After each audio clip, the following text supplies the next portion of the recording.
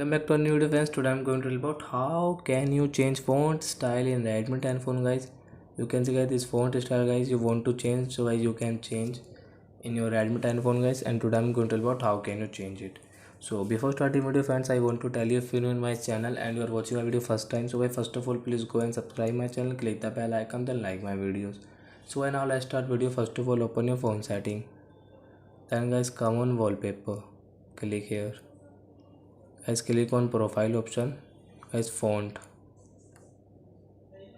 while locks bold, click here, and guys apply. Again guys we have to reboot, otherwise it will not change, so I click on reboot option. We don't have any another option guys. Again guys we have to wait for 1 and 2 minutes, so guys now we will wait. And now you can see friends, our font style has changed.